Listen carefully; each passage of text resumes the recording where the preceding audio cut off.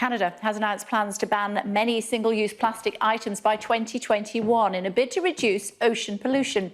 Items such as water bottles, plastic bags and straws could all go as part of the government initiative. Joined by a course director of environmental sustainability at Keele University, Sharon, and visiting professor of forecasting and innovation at London South Bank University, James Woudhuysen. Hello to you both. James, to you first of all, is it a good idea?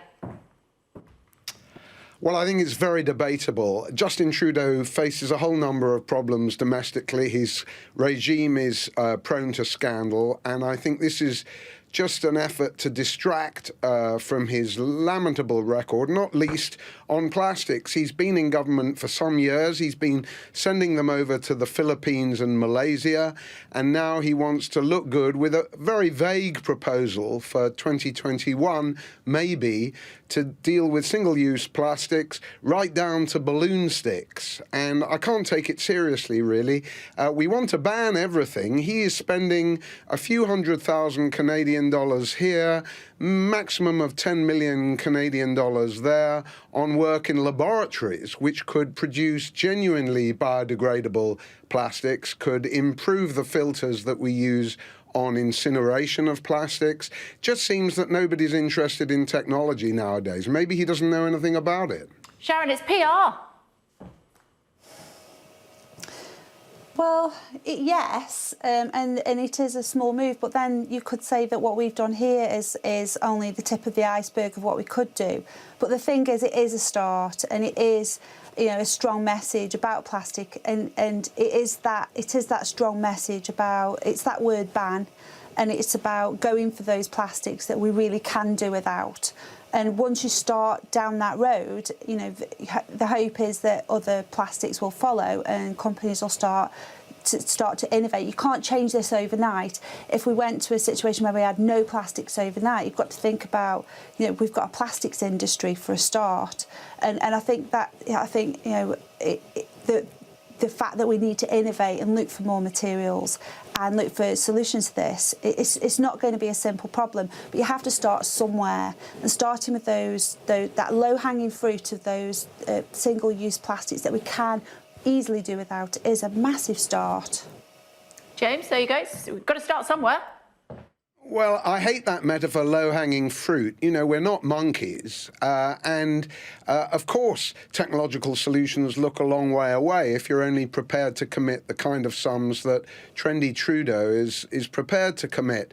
I think when Sharon rightly says that it sends a message, it's very much about a message saying, you know, I'm virtuous, we are cool, and all of the rest of it. And, you know, I put it to you, Sharon, you yourself have rightly exposed in the Guardian newspaper the fraud that surrounds the paper issue of certificates, packaging recovery notes, packaging export recovery notes, and all of this. And I think that underlines for me how a paper ban is no substitute for work in the labs. You're a chemist. There must be, and indeed there are, serious research initiatives with enzymes and with many other techniques to dispose of plastics. I might add that the plastics in the Pacific, much of it, 46% at least, is discarded fishing nets. So when we go around saying people are addicted to plastics, we've got to change their behaviour and all the rest of it, seems to me that's guilt-tripping people when, in fact, the solutions can be found among fishing boats, in fishing practice, and all the rest of it. So there's a much wider picture, and just trying to say that a little message is a great step forward, I think does a disservice to the real problems presented by plastics. Oh, lots for you to get your teeth into there, Sharon. Well, the thing is, it's about all of those approaches. You have to, the public do have a part to play in, you know, move away from plastics. Like, you think, go to the supermarket and yes, you can do without your straws, and yes, you can do without you can take your reusable cup. And you know, I go to the supermarket and buy my fruit and veg loose, and I get to the checkout and it flows everywhere. But I can't do the same with you know, fish or something like that. That needs a behaviour change. change, that needs a different way of doing things that people are just not used to. And so you need to take people with you. But on the issue of innovation, and as you quietly point out, one of the reasons our recycling system is broken at the moment is that we've just been sending our recycling away because we can say something's recyclable. We can have an item and it says quite clearly on the package that it's recyclable. But if we haven't got access to those recycling systems where we are, where we live, then we might as well not bother, and it's not recyclable. And the problem is that we haven't got the systems to deal with the bulk of materials where there isn't, that circular system isn't fixed yet. And yes, there is technology needed. We need more standard materials that are easier to recycle, and the economics are there. And we need more materials that displace those plastics that are not recyclable, and that is going to take money. That isn't something that the public can fix. That is something where government and business need to work together, and that is going to take cash. And we need to be dealing with our waste on our own soil. How do you want to respond to that?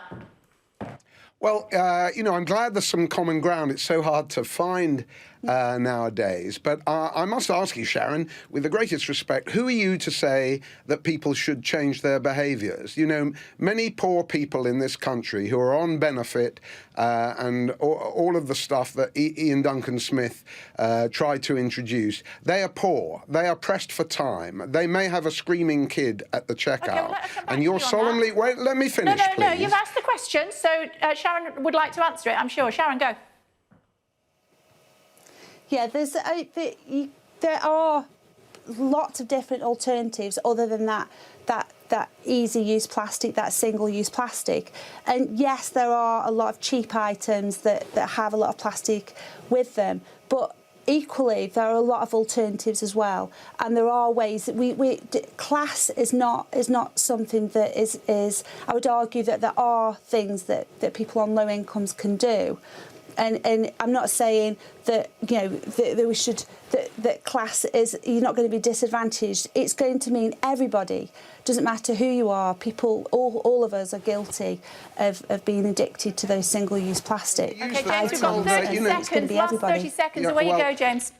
It's time to stop being addicted to the metaphor of addiction. It's time to stop proposing, as you have, Sharon, regressive taxation on plastics, which will hit the poor hardest. It's time to recognise that laboratories are superior to taxes and paper certificates. It's time to reorientate the agenda and stop making people feel guilty. Good to talk to both of you. Thank you very much indeed. Let us know what you think. Single-use plastic.